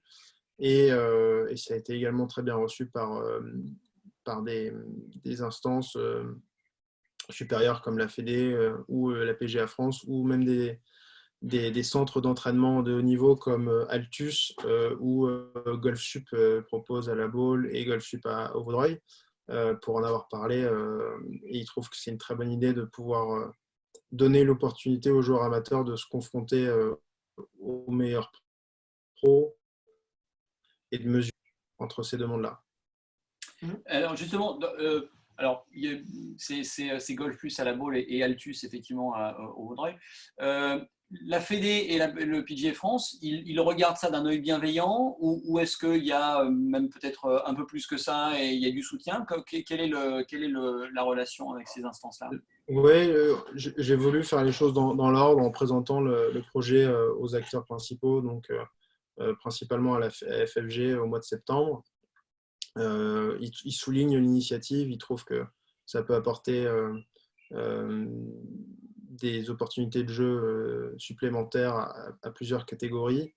Après, le défi principal résidait dans le fait de trouver des bonnes dates pour tout le monde, puisque les calendriers sont déjà assez chargés. Donc, ils étaient un petit peu curieux de voir comment je pouvais essayer de caler toutes ces dates-là. Pour ce qui est de la PGA France, ils sont impliqués dans le projet, ils sont partenaires, c'est-à-dire que la seule condition pour participer au Wintour, c'est d'être membre d'une PGA reconnue ou de la PGA France. Donc, pour les joueurs étrangers, une PGA reconnue. Et donc, pour les joueurs français, d'être à jour de leur cotisation PGA France. C'est la seule condition. Oui, donc oui, il y a un lien de fait. Un lien, effectivement, pour qui m'aide à gagner en crédibilité et en diffusion également, puisqu'ils ont une base de données qui est forcément un petit peu plus étoffée que la mienne. Et alors, on parlait des clubs aussi. Donc, tu disais que tu avais une vingtaine de partenariats déjà. On évoquait la question aussi hors antenne on sait que l'expérience des Grands Prix, c'est parfois la difficulté sur des journées de Grand Prix ou sur des week-ends de Grand Prix d'avoir des commissaires, d'avoir des bénévoles, parce qu'on comprend très bien que voilà, les gens ils ont autre chose à faire et puis que ce n'est pas forcément passionnant de passer la journée à voir des balles tomber quand ce n'est pas des stars qui tapent dedans. Est-ce que de ce côté-là, est-ce que le retour des clubs est plutôt positif du fait d'avoir, au-delà d'un parcours disponible, d'avoir aussi un espace qui permette aux joueurs de se sentir dans un environnement compétitif, quoi? Oui, tout à fait. Une des missions du Wintour, c'est de recréer un environnement professionnel le plus proche d'une compétition qui va se dérouler sur une semaine, même si je suis conscient que ça va être plus difficile, puisque forcément j'ai moins de moyens et que c'est plus difficile de trouver des bénévoles, et parce qu'il y a moins de personnes qui sont impliquées dans ce projet. Toutefois, l'idée c'est d'arriver avant chaque tournoi la veille, de placer les drapeaux et les boules de départ avec un arbitre de la FF Golf qui sera présent. Même si j'ai des bonnes relations avec les joueurs, je voulais peu m'amuser à faire le cow-boy sur le parcours en me faisant passer pour un pseudo-arbitre ou même en passant mon diplôme d'arbitre. Donc, j'aurais sûrement déjà assez à gérer avec l'événement lui-même. Donc, un arbitre de la Fédé sera là à chaque tournoi. Pour ce qui est des bénévoles et de l'organisation des golfs, je leur ai proposé une idée qui plaît pour le moment et qui venait à se mettre en place, c'est-à-dire de proposer aux garçons, enfin aux jeunes, aux garçons et filles des écoles de golf de se manifester en tant que marqueur, de scoreur de la partie, non pas en tant que caddie, puisque c'est un rôle qui n'est pas toujours évident à tenir, mais en tant que scoreur. Donc, il est au plus près de l'action et de les faire participer. C'est plutôt assez sympa. Moi, je me souviens que gamin, j'ai eu la chance de le faire sur un tournoi pro. C'était une belle opportunité. Et également pour les membres, c'est pas ouvert que aux jeunes de l'école de golf, c'est également ouvert aux membres qui voudront, dépendamment des golfs, je pense qu'il peut y avoir une demande plus ou moins forte de bénévoles qui seront ravis de me donner un coup de main pour les retombées de balles, pour autres. Mais ça, malheureusement, je ne peux pas le prévoir à l'avance. Ce sera la surprise le jour même. Ah oui. Quelle est ta vision à 3 à 5 ans sur l'évolution de ce tour? Avant Covid, non, peu importe que ce soit avant ou pré-Covid, je suis un garçon assez minutieux et j'essaie de prendre les choses step by step, donc de ne pas m'enflammer et de voir un petit peu comment les choses peuvent évoluer et se dérouler les 2 premières années, voir si le concept plaise à l'oral, c'est une chose. Maintenant, de voir si les gens vont se déplacer et que le concept plaise entièrement, c'en est une autre. Je pense qu'après 1 ou 2 ans, j'aurai déjà une bonne base et un bon retour de la part des joueurs. Mais l'idée, c'est de devenir la référence du pay and play en France à moyen et long terme, qui ait plus d'épreuves, plus de partenaires et une meilleure dotation. Forcément, je serai le premier heureux à offrir plus de dotation pour les joueurs. Et c'est surtout de combler un trou dans la raquette du golf français de haut niveau à ce jour. Justement, il y a deux, pas forcément partenaires, mais en tout cas références qui peuvent ressortir, comme il y a des gros réseaux de compétition établis en amateur et des compétitions aussi, je pense, on l'évoquait, Board for Golf pour les jeunes, portés notamment par Raphaël Jacquelin. Est-ce qu'il y a potentiellement, justement, dans le temps, des partenariats, ou en tout cas des rapprochements ou des amitiés, j'ai envie de dire, possibles avec ce type d'initiative qui toutes visent en fait à… Board for Golf va très très loin en âge, puisque ça commence avec des tout petits, mais qui vise en fait à accompagner ce passage, cette sensibilisation à la compétition et à la préparation au plus haut niveau. Donc voilà, est-ce qu'il y a déjà des contacts qui sont pris? Est-ce qu'il y a des possibles évolutions dans ce sens-là? Oui, il y en a. Comme je vous l'expliquais tout à l'heure, je suis en discussion avec plusieurs instances françaises et internationales pour essayer de créer des passe-passe ou des passerelles entre les différents circuits. Je pense que dans un milieu comme ce qui est celui du golf en France, qui est un petit milieu où nous sommes des acteurs assez isolés, si on ne travaille pas en synergie, on n'arrivera pas à faire quelque chose d'assez impactant et d'assez important. Donc, bien sûr, je suis ouvert à travailler avec d'autres partenaires, d'autres idées. L'idée du Board for Golf de Raphaël Jacquelin, je la trouve extrêmement bonne pour les enfants. et pour les jeunes adolescents. Bien sûr, il peut y avoir des partenariats qui peuvent se créer avec le WinTour tant qu'on y voit un intérêt commun, dans l'idée de développer et de préparer au mieux les jeunes pour le haut niveau.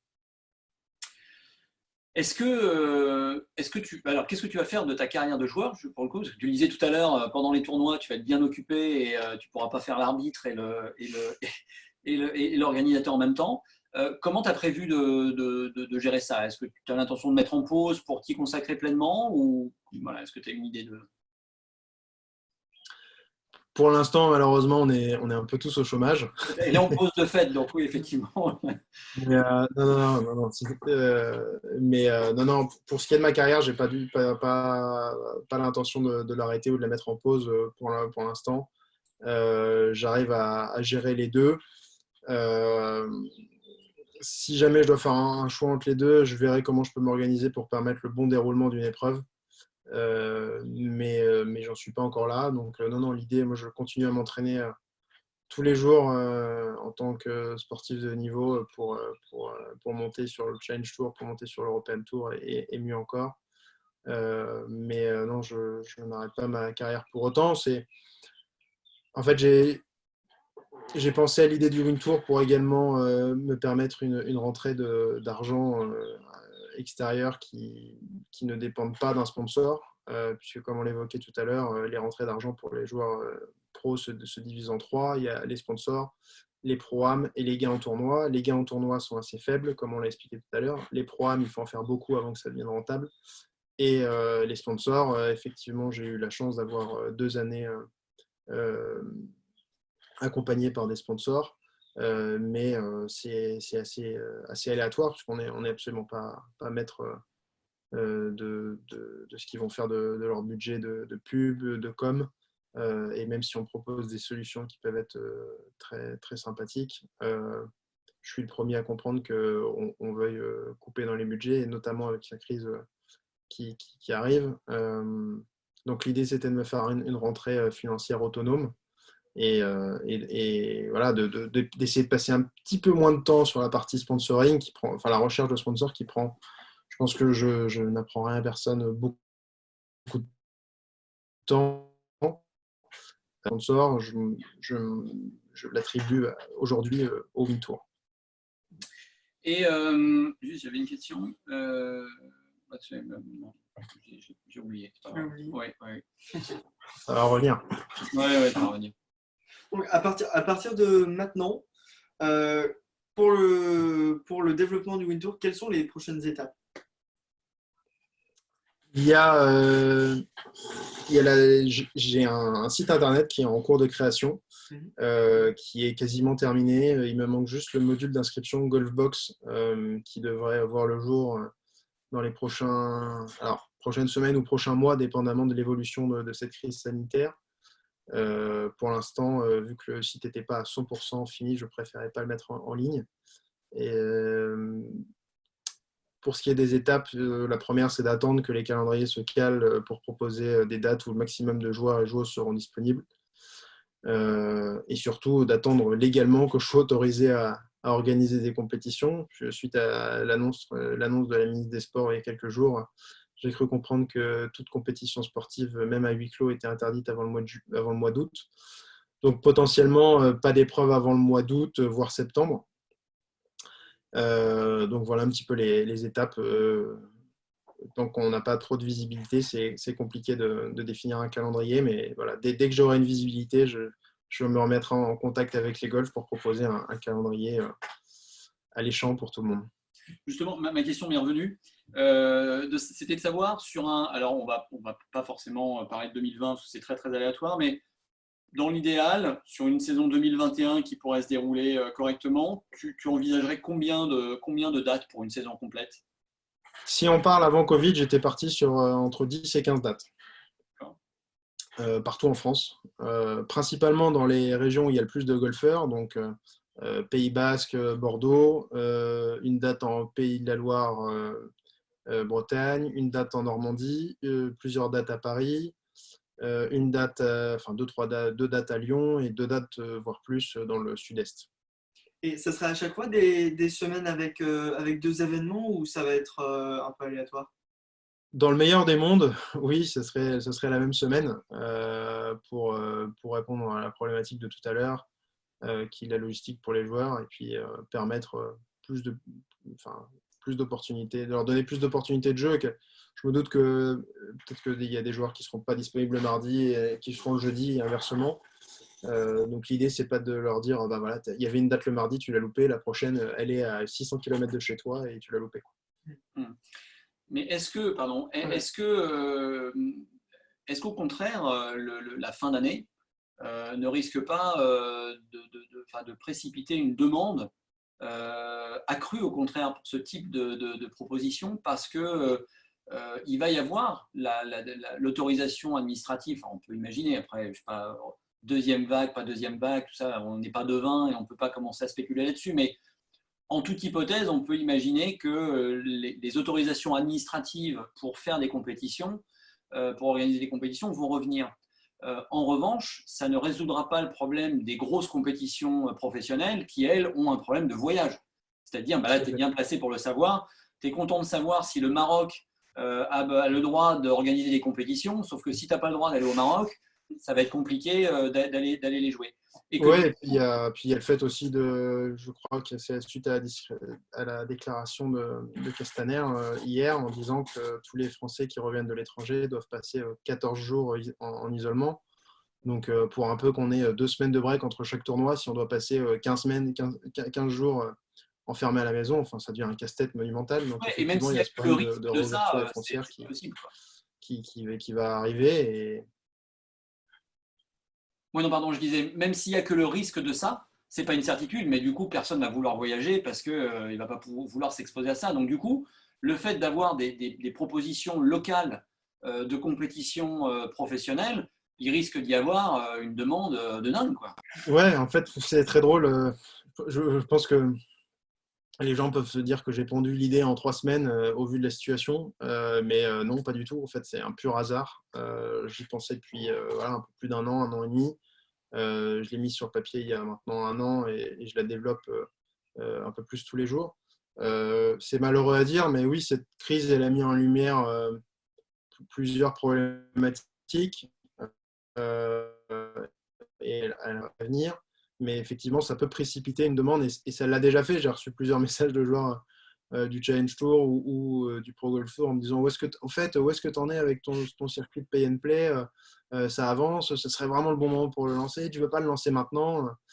Donc oui, ils sont impatients puisque effectivement, comme je vous l'ai dit tout à l'heure, si on n'a pas de tournoi, on ne vit pas et enfin, on n'a pas de gain et donc c'est assez compliqué. Donc il faut qu'on essaie de trouver puis des raisons de s'entraîner également puisque on en parlait, on a un groupe WhatsApp avec plusieurs copains du Pro Golf Tour et on disait que si le prochain tournoi il est dans 4 mois, enfin l'horizon est tellement loin que ça peut affecter la motivation et l'entraînement, même si voilà, forcément on essaie de se donner le meilleur jour après jour, mais on ne s'entraîne pas de la même manière quand il y a un tournoi dans 4 mois que s'il y en a un dans 2 semaines. Donc effectivement, le Win Tour peut venir répondre à une demande un peu précipitée, qui peut malheureusement me servir dans ce contexte-là, si toutefois les autorités me le permettent. Et encore une fois, de faire un calendrier correct, avec des dates qui soient bien ficelées, parce que je suis quelqu'un assez perfectionniste. Et je ne voudrais pas faire une date pour faire une date en disant voilà, j'ai fait 2-3 win tours juste pour faire 2-3 win tours, ça n'a pas d'intérêt. Si j'arrive à faire ce que je veux et à caler un certain nombre d'épreuves et que ce soit qualitatif pour la fin de l'année, je le ferai avec plaisir. Si malheureusement ce n'est pas possible, je ne forcerai pas le destin et on reportera ça sur l'année prochaine. Même si c'était également prévu de faire des épreuves pendant l'hiver, puisqu'il y avait un jeu de mots entre Win Tour, Winter, pour nos amis anglophones. Et donc de pallier également à cette longue période de break qui est entre novembre et mars, à part les joueurs de l'European Tour qui est assez présente. Donc le problème de cette période-là, c'est qu'il y a beaucoup de golf du Sud-Est qui pourraient m'accueillir, mais je ne pense pas qu'ils vont tous le faire. Et si c'est pour faire une date à Paris au mois de janvier avec 2 degrés et de la grêle, je ne suis pas sûr que ça soit très productif. Ok, alors par contre, pour le web, petite recommandation, mais le site, il faudrait, même sans la box d'inscription, il faudrait qu'il y ait un petit quelque chose. Ça va créer de la curiosité et c'est jamais bon de laisser un public sans aucune information. Donc, ne serait-ce je vais donner plusieurs informations dans les semaines à venir sur les partenariats que je vous ai évoqués avec Spider, avec Hôtel et Préférences, CDA Sport et Andorre Amour et d'autres d'ici là, je l'espère. L'idée, c'est de communiquer au maximum sur les réseaux sociaux pour que les gens aient une idée globale du projet et que lorsque j'aurai une visibilité sur une première date, à ce moment-là, je pourrais mettre le site internet. Mais oui, je me doute que la demande est forte. On va essayer déjà d'y répondre très modestement à travers la diffusion de cette interview qui donne déjà pas mal d'informations et qui permet de voir que c'est réel, qu'il y a en plus il y a un visage derrière pour ceux qui connaissaient pas et ça permet aux gens, si ce n'est de se projeter, mais moins d'intégrer l'idée de sorte que quand tu arriveras avec les premières dates, les gens seront déjà préparés. Et tout à fait. L'idée est là. Le concept y est. Beaucoup de choses qui sont déjà bien ficelées. Il reste plus qu'à, comme on dit.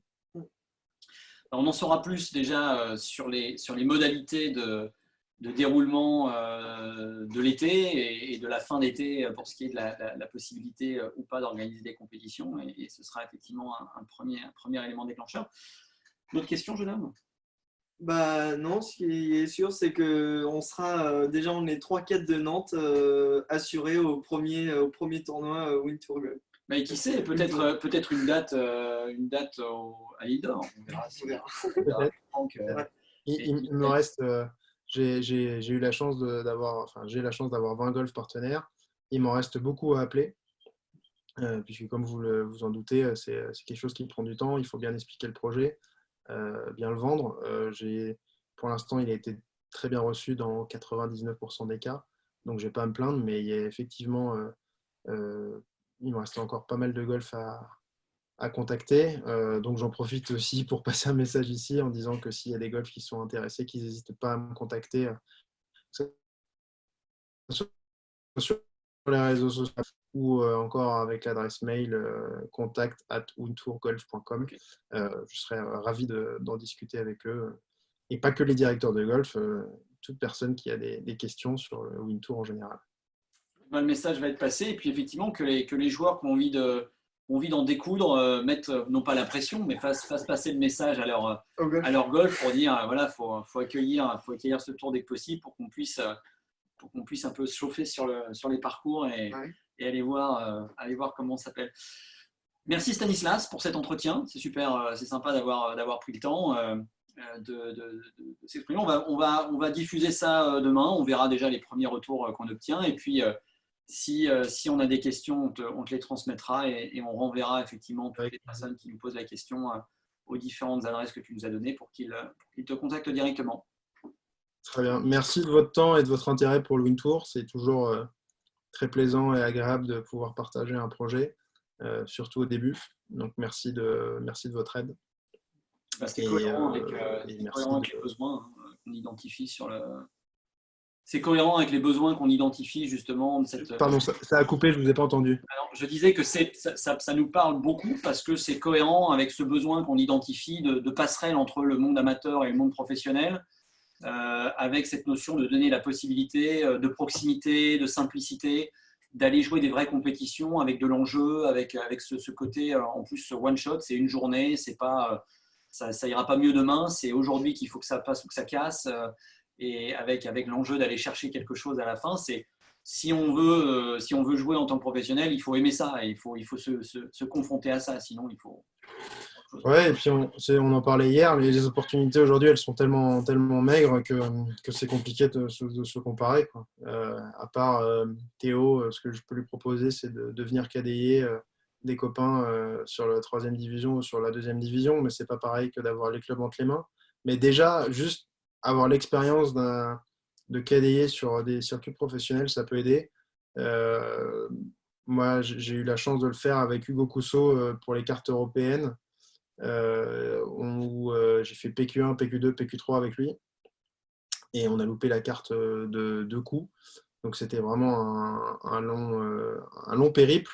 Et pareil, je m'étais toujours dit que les cartes européennes, c'était difficile. Mais en le vivant de l'intérieur, je me suis vraiment rendu compte que c'était encore plus difficile que ce que j'imaginais.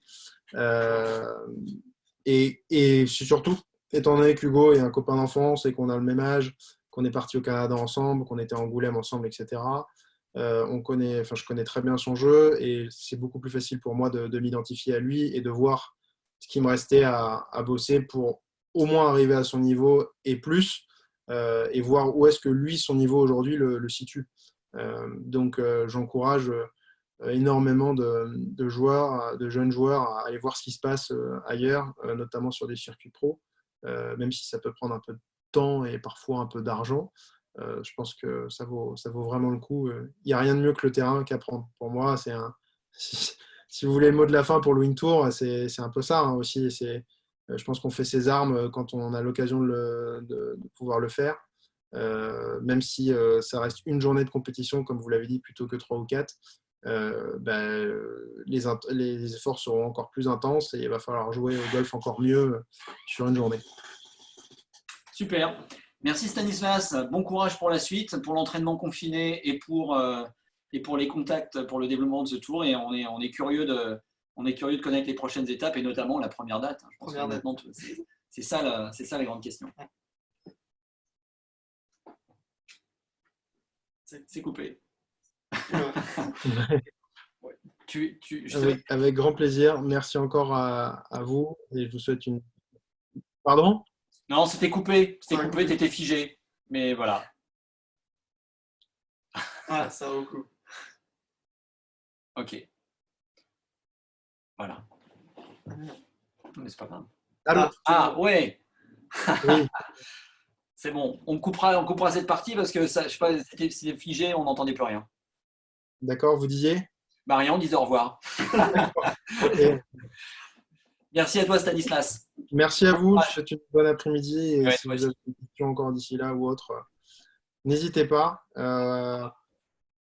Si je peux me permettre, sur l'interview qu'on a fait au début, pour pas qu'elle soit toutes les interviews que vous avez faites avant avec différents joueurs,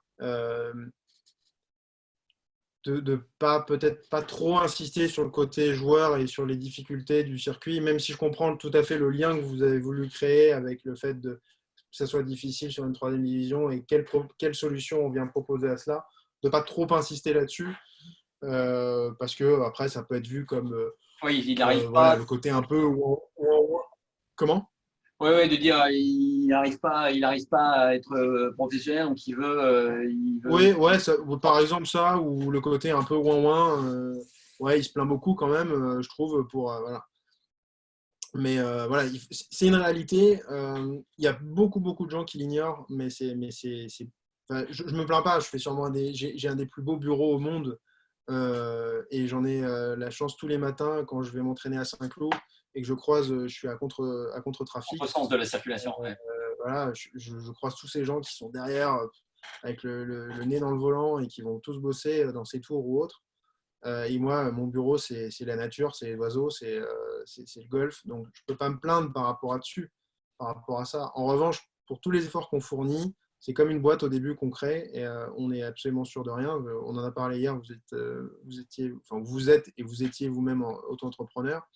Donc, on déploie beaucoup d'efforts pour des choses où c'est très incertain. Mais bon, voilà, ça fait partie du jeu quelque part. Mais le tout, c'est effectivement quand on s'engage, de savoir à quoi on s'engage. Et c'est toujours ça qui est difficile. C'est quand on est parti dans une voie en pensant que les choses se passaient d'une certaine façon, ou parfois en ne sachant pas comment ça se passe, et qu'on découvre une réalité très très différente de celle à laquelle on s'attendait.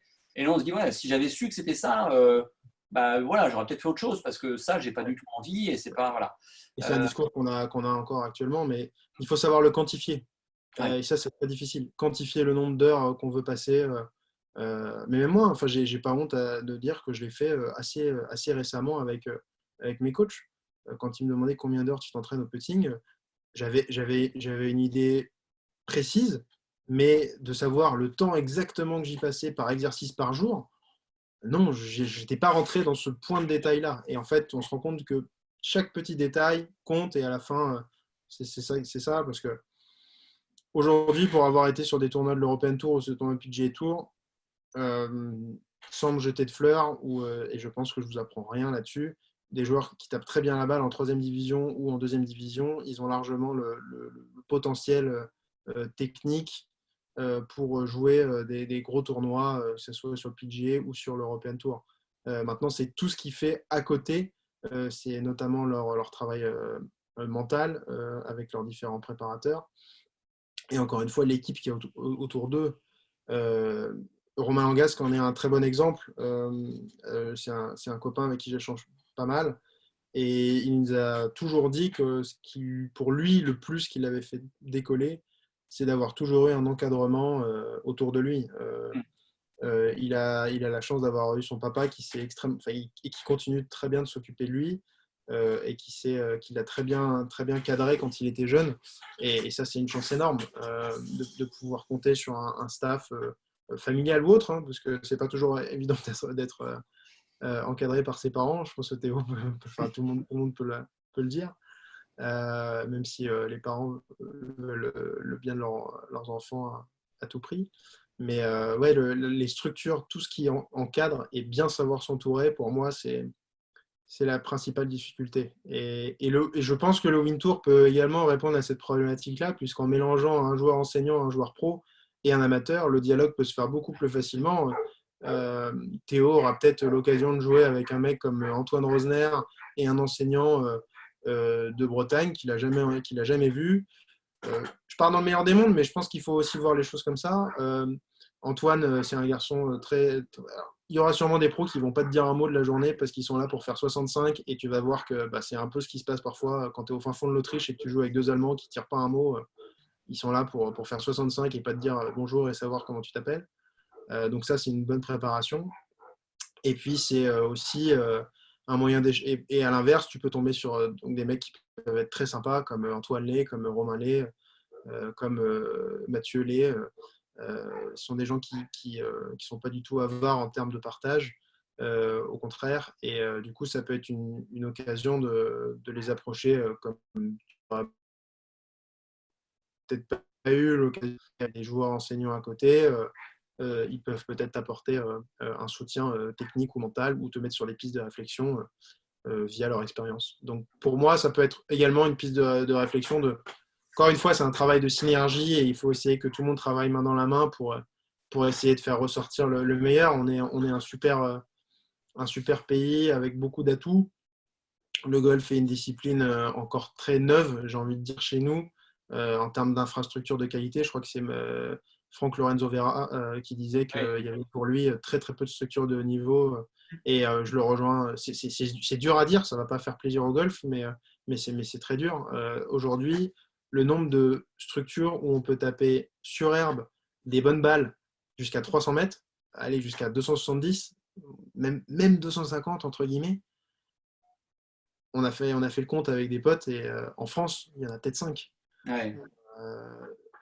À partir de là, il y a plus de 730 structures en France. Quand il n'y en a que 5 qui proposent ça, ça paraît complètement délirant. Après, encore une fois, je me mets aussi à la place des golfs. C'est pas avec ça qu'ils vont faire leur gagne-pain. Et c'est compliqué pour eux, c'est beaucoup d'entretien. Et puis à partir du moment où il y en a une qui ouvre, tout le monde va un peu se réfugier dessus, ce qui a été le cas à Ibaritz il y a 15-20 ans, ce qui est une des très bonnes zones, mais aujourd'hui elle est surexploitée et ils ont du mal à l'entretenir et ils entretiennent comme ils peuvent, mais il y a tellement de pros qui vont là-bas que c'est compliqué. Et puis après les autres, soit elles sont privées, moi j'ai la chance d'être un super cadre à Saint-Cloud. Mais j'en suis. Et c'est pour ça que je ne m'étais pas autorisé à bouger de Paris jusqu'à présent, parce que c'est des infrastructures d'entraînement que je peux malheureusement pas retrouver en France, ou du moins, si je dois les retrouver en France, ailleurs, c'est compliqué d'y avoir accès, soit parce que c'est des golfs très privés, ou alors qu'elles sont déjà surchargées. Ouais. Et donc, pour moi, on manque cruellement d'infrastructures là-dedans. On ne manque pas du tout d'intervenants parce que je pense qu'on a des intervenants de qualité qui travaillent soit à la Fédé, soit à la PGA, soit ailleurs. Et puis pareil, il y a encore, ça c'est une autre discussion, mais pour moi, il y a vraiment quelque chose à faire dans la transmission du savoir entre les joueurs professionnels et les joueurs amateurs et même les plus jeunes joueurs pros. J'ai eu la chance d'avoir beaucoup d'informations dans les tours supérieurs parce que comme je vous l'ai dit tout à l'heure, je suis en très bonne relation avec beaucoup de joueurs, mais parce que je suis allé chercher ces informations et que je leur ai posé plein de questions. Il n'y a jamais quelqu'un qui s'est posé sur une table en me disant bon, tiens, en fait, aujourd'hui, on va avoir l'intervention de X pour pouvoir te parler de son parcours, peut-être les fautes à ne pas faire. Alors, ce qui est quelque chose de courant dans beaucoup d'autres sports français, quelque part. Oui, il y a des brassages qui s'organisent, alors que là, effectivement, les gens ne se voient pas, en fait, ils ne se côtoient pas. Et, c'est ce qui... Ouais, et puis il y a cette barrière. Enfin, et puis on en est tous. Enfin, moi, j'ai fait l'expérience cette année. Enfin, l'année dernière, j'ai joué donc 2 Challenge Tours, c'est ce que je vous disais hier. J'ai joué Saint-Omer et j'avais mon préparateur mental qui était avec moi et qui a également coaché Julien Guerrier. Et il y avait Julien Ken qui était au practice. Et donc, je me mets je sais pas, à 2-3 spots de lui pour taper des balles. Pardon. Et puis, au bout d'un moment, je le regarde forcément taper des balles. Je veux dire, c'est un mec qui a gagné, je crois, 2 ou 3 fois sur le tour. C'est un mec que j'ai vu à la télé. Pour moi, c'est un mec que je connaissais, que je l'avais croisé comme ça, mais il savait absolument pas qui j'étais. Et donc, je me mets derrière lui. Je lui dis bonjour, je me présente. Je lui dis, ça te dérange pas si je te regarde taper un peu? Non, non, je dis rien. Je me mets derrière pendant 15-20 minutes. Et puis après, il me dit qu'est-ce que tu regardes, qu'est-ce que tu fais, qu'est-ce qui t'intéresse. Puis on a commencé à échanger. Et puis on a parlé un peu de. Là, pour le coup, c'était de la technique, mais sur l'approche un peu générale du parcours, etc. Et puis ça dure une demi-heure. Donc là, je suis comme un enfant. Hein. J'ai le smile jusqu'à là. Et puis il me dit bon, bah vas-y, tape, toi, montre-moi. Et là, enfin voilà, j'estime savoir taper dans une balle correctement. Là, je me suis dit, si j'arrive à la toucher, ça sera bien, quoi. Parce que, et en fait, cette réalité-là, elle m'a fait prendre conscience de 2 choses. La première, c'est qu'on n'est pas du tout habitué à avoir quelqu'un d'extérieur qui est, quand on a nous regarder, puisque taper devant sa famille, devant des copains, c'est quelque chose. Taper devant un mec qui a gagné sur le tour et qui te dit bah vas-y, je te regarde, qui te donne de son temps, c'est pas pareil. Et donc on n'était pas préparé à ça, mais j'ai trouvé l'expérience tellement enrichissante. J'ai joué le Vaudreuil et Pléneuf et Saint-Omer, j'y suis allé et j'étais première réserve et j'ai malheureusement pas joué le tournoi. Mais je me suis entraîné comme si je le faisais et donc du coup j'ai tapé des balles et au practice, etc. Et ce tournoi-là, je l'ai pas joué, mais je suis rentré chez moi et ma copine m'a dit bah t'es pas trop déçu et tout. Et je lui dis franchement, j'ai passé une des meilleures journées de golf de ma vie. Mais c'est quand même, et j'ai trouvé ça dramatique qu'à 27 ans, je sois obligé de dire ça parce que j'ai rencontré un mec qui m'a donné une demi-heure, 1 heure de son temps. Et je me dis si seulement ce savoir-là était partagé plus souvent et fait d'une bonne manière, on pourrait tellement arriver à progresser plus vite. Ouais. Et c'est ce que disait Maxime Demory, on l'avait rencontré, et il nous expliquait que quand il avait proposé à Victor Pérez de venir dans le team, enfin quand ça avait commencé à se préciser, Victor lui avait dit que ce qu'il attendait du team, c'était pas tant l'encadrement, la structure, etc., parce qu'il pouvait toujours apprendre, mais c'est quelque chose qu'il avait l'impression de plutôt bien maîtriser. En revanche, en revanche, il venait chercher le contact avec les autres joueurs. Le fait il y avait Pavon, il y avait Hébert, qui était passé par troisième, deuxième, pour arriver sur l'European Tour. Lui, il passait sur le Challenge, il était dans ce processus-là et il avait vraiment besoin de ce contact avec des joueurs qui étaient passés par là. Et Maxime disait que c'est quelque chose, pour le coup, qu'il avait très, très bien fait. Qu'il était vraiment allé au contact des gars. Et puis, Mais c'est pas évident. C'est pas évident parce qu'il y a souvent une question d'ego là-dessus aussi derrière. Euh, c'est Mathieu Pavon qui m'en avait fait la remarque d'ailleurs, je crois, il y a 3-4 ans, quand il était monté du Alps au Challenge. Et je lui avais dit, voilà, pour toi, quelles sont les clés pour sortir d'un circuit satellite? Comment tu t'en es sorti? Moi, je suis désolé si je t'emmerde avec mes questions. Il me dit, mais non, au contraire, il me dit, tu fais tellement bien. Il me dit, j'ai plein de potes qu'on a en commun et que tu connais et qui, tu sais très bien qu'ils viendront jamais me parler parce qu'il y a 3 ans, ils étaient meilleurs que moi et aujourd'hui, je les ai battus et pour eux, ils le prennent comme une défaite et au lieu de s'en servir comme un savoir. Enfin, et ça, c'est malheureusement, enfin, pour avoir hérité et appris beaucoup de la mentalité nord-américaine et notamment québécoise ou canadienne, qui je pense est similaire, c'est que lorsque le voisin vient de s'acheter la dernière Porsche, on cherche à savoir comment il y est arrivé et est-ce qu'il peut nous expliquer comment y arriver. Alors qu'en France, on va dire tout de suite, bah, t'as vu le mec à côté, il est blindé, c'est un escroc. Soit il y a c'est toujours dans les excès, quoi. C'est le mec qui gagne trop d'argent, il y a un truc louche, et le mec qui en gagne pas assez, c'est un feignant. Donc, il y a... après, je suis pas là pour révolutionner les mœurs ni le monde en général, mais il y a pour moi un gros problème dans la transmission du savoir. Et là-dessus, il y a un gros boulot, je pense, à faire de la Fédé là-dessus. Parce que c'est à eux, quelque part, de les interpeller en leur disant, les gars, euh, nous, on essaie de vous aider au maximum. On vous a aidé lorsque vous étiez amateur ou pas, hein, parce que je prends l'exemple de Mathieu, et il n'a pas trop été aidé par la Fédé parce qu'il était hors circuit fédéral, qu'il n'était pas dans les 5 meilleurs joueurs français, ou 10 ou 15, etc. Euh, mais c'est des mecs qui, pour moi, devraient. Enfin, je sais qu'ils ont d'autres choses à faire et qu'ils ne peuvent pas donner à tout le monde, mais je vois un peu comment ça se passe dans les autres pays et leurs idoles ou leurs confrères sont beaucoup plus abordables que nous, quoi. Ouais, non, Et ça, je trouve ça un peu dommage. c'est Et pour ça que cette il y notion. il y a Julien Ken qui est passé Ah, vas-y. pardon, il y a Julien Ken qui est passé dans le live avec Cyril Bougot il y a 2 jours. Et justement, j'ai posé la question et j'ai eu la chance que Cyril la pose en disant bonjour Julien, penses-tu à transmettre ton savoir d'une manière ou d'une autre bientôt, sans pour autant délaisser ta carrière de joueur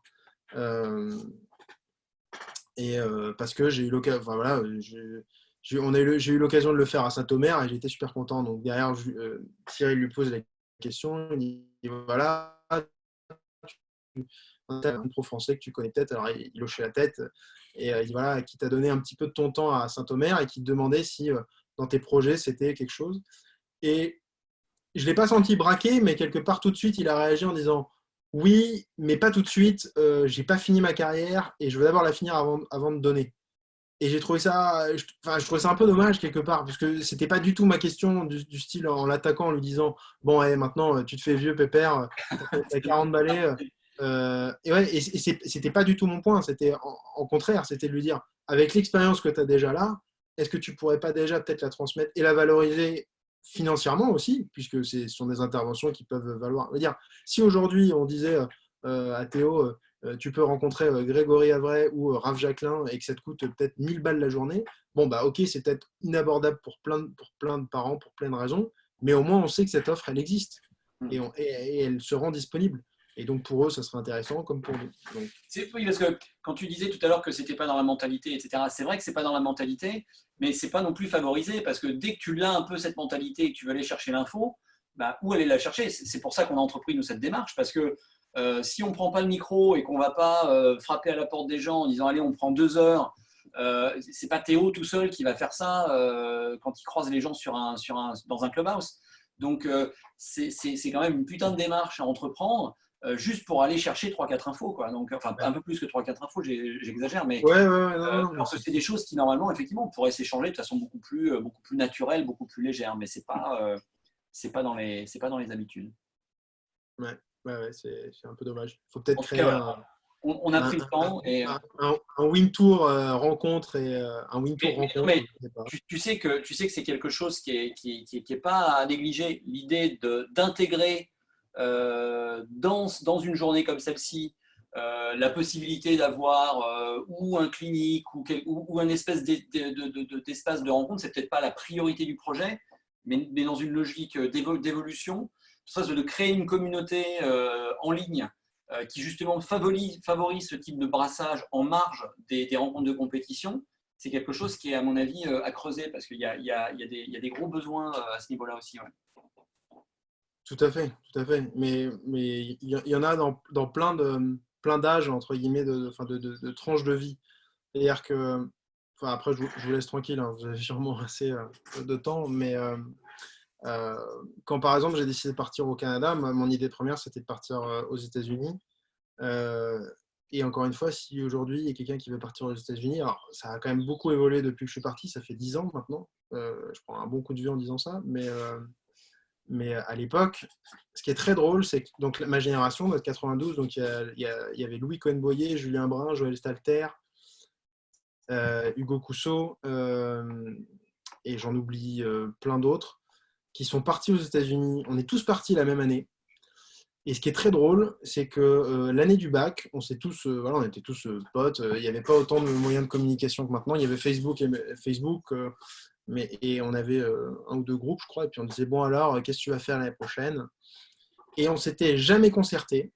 Et tous, la même année, on s'est dit, moi j'aimerais bien aller dans une fac aux US. Et il n'y en a pas un qui a pris, et je me mets dans le lot, hein, l'initiative de faire un groupe pour dire comment s'y prendre. Tout le monde faisait de son côté. Moi, j'ai appelé 2-3 potes en ils me disent, faut que tu passes les tests pour le SAT. En fonction de ça, ça va te donner des bourses. Les bourses, enfin, mais jamais derrière. Et c'est là. Et donc finalement, par concours de circonstances, je suis arrivé au Canada parce que j'avais une bourse à 100%, qu'on partait en Floride l'hiver et que je trouvais que c'était et qu'il y avait surtout un diplôme qui était très bien reconnu à l'international plutôt que de finir au fin fond de l'Arkansas juste pour dire que j'avais été dans une fac américaine. Mais ça, c'est pareil, c'est quelque chose où quand j'étais amateur, les 2 années amateur, Théo doit le voir, mais j'étais dans les plus vieux sur les Grands Prix, dans les internationaux, et je me retrouvais à discuter souvent avec des parents qui me disaient ah bah oui, mais comment t'as fait toi pour partir? Parce qu'aujourd'hui, on ne sait pas trop vraiment sur qui se tourner. Il y a plusieurs organismes qui nous proposent leur aide, mais c'est souvent un peu cher. Et je leur disais surtout, ne partez pas aux États-Unis pour partir aux États-Unis. Il y a tellement de contre-exemples qui sont là et qui le prouvent, qui sont partis au fin fond de l'Arkansas ou ailleurs. Et après 1 an, ils sont revenus parce que soit la fac était pourrie d'un point de vue scolaire, ou soit déjà la plupart du temps, il faut savoir que le coach dans une équipe, c'est plus un manager qu'un coach. Il y a beaucoup de personnes qui l'oublient et surtout qui ne le savent pas. Joël Stater le disait encore dans une interview qu'il avait donnée au Journal du Golf là, quand il était à Berkeley. Ça, c'est quand même une des plus grosses facs au monde et notamment aux États-Unis pour le golf, sportivement. Et le mec, il le dit, mon coach, c'est plus un manager qu'un coach.